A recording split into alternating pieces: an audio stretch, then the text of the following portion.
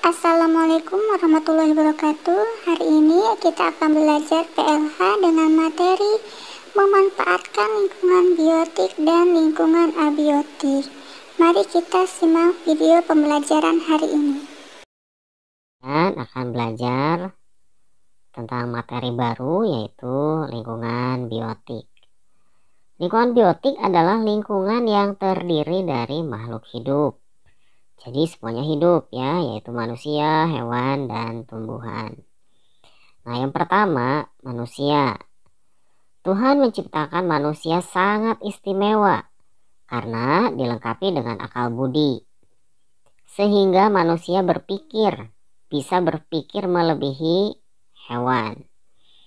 Nah, tapi manusia juga punya tugas yang besar, yakni harus sayang pada sesama dan juga harus memelihara alam. Nah, apa saja yang harus dipelihara oleh manusia? Nih, yang berikutnya, hewan. Hewan bermanfaat bagi manusia. Di antaranya, manusia mengambil dagingnya, telurnya, bulunya, bahkan ada sarang burung walet yang dimanfaatkan untuk dibuat minuman yang bergizi. Kemudian juga ada kotoran hewan yang dijadikan pupuk. Nah, kemudian yang ketiga, tumbuhan. Selain dari penghasil oksigen yang gratis, tumbuhan juga menghasilkan buah, bunga, daun, batang, akar, yang semuanya itu bermanfaat bagi manusia. Makanya, mari kita rajin-rajin pelihara tanaman ya. Nah, kemudian yang kedua, ini lingkungan abiotik. Sebetulnya ini sudah pernah diajarkan oleh Pak Yeli minggu lalu. Tapi biar semuanya berkesinambungan, Pak Yeli akan mengajarkannya kembali untuk kalian ya. Lingkungan abiotik adalah lingkungan yang terdiri dari benda-benda mati seperti udara, tanah, air, cahaya matahari, dan lain-lain. Loh, kok kenapa yang lainnya nggak diajarin, Pak? Ya, nanti kalian akan belajar lagi di kelas-kelas berikutnya karena terlalu banyak bahannya ya. Nah, yang pertama adalah udara. Tahukah kalian, jika kita menutup hidung kita selama 20 detik saja, kita akan sesak nafas. Nah, hal ini disebabkan karena tubuh kita membutuhkan udara yang di dalamnya mengandung oksigen. Jadi, kita tidak bisa hidup tanpa adanya oksigen yang kita hirup. Nah, kemudian udara tidak terlihat, namun sangat dibutuhkan.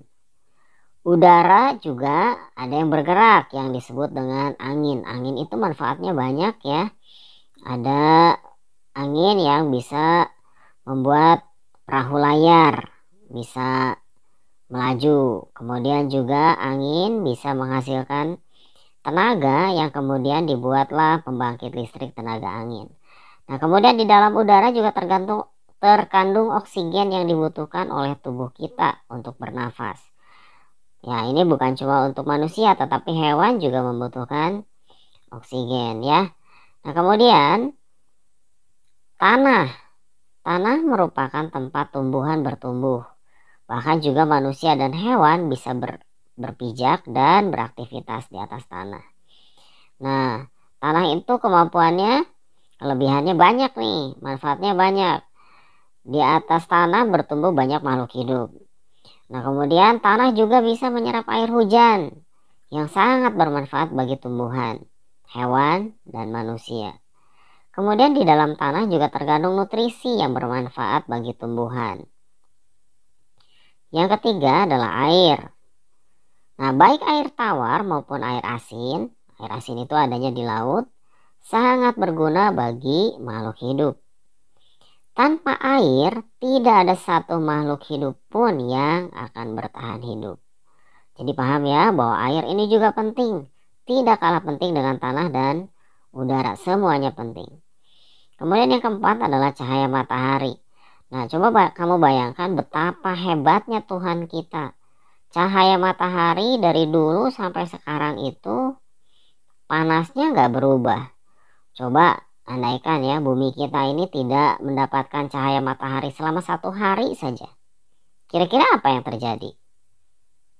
Pasti bumi kita beku. Ya, kenapa?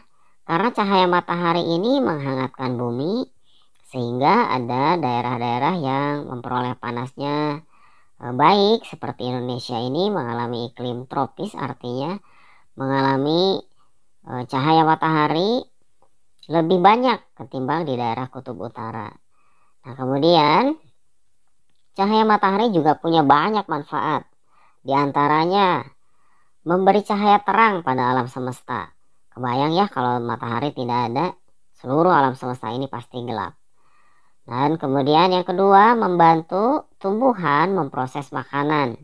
Itu yang dinamakan dengan fotosintesis. Nanti kalian akan lebih lanjut belajar di pelajaran IPA ya.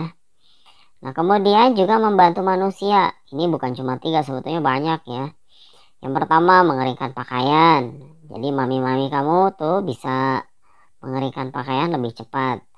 Kemudian yang kedua, membuat alat pembangkit tenaga listrik. Jadi manusia dengan ilmu pengetahuannya bisa membuat alat yang menyerap cahaya matahari, panas matahari itu menjadi tenaga listrik. Jadi kalau kalian perhatikan di jalan-jalan tol sekarang sudah banyak tuh tiang-tiang listrik, tiang-tiang lampu jalan di jalan tol yang tidak lagi menggunakan kabel. Artinya itu menggunakan baterai yang menghasilkan listriknya itu dari cahaya matahari. Nah, kemudian menghasilkan vitamin D yang gratis nih untuk kesehatan tulang. Makanya kalian sering-seringlah berjemur ya, supaya kalian memperoleh vitamin D ini untuk kesehatan tulang kalian.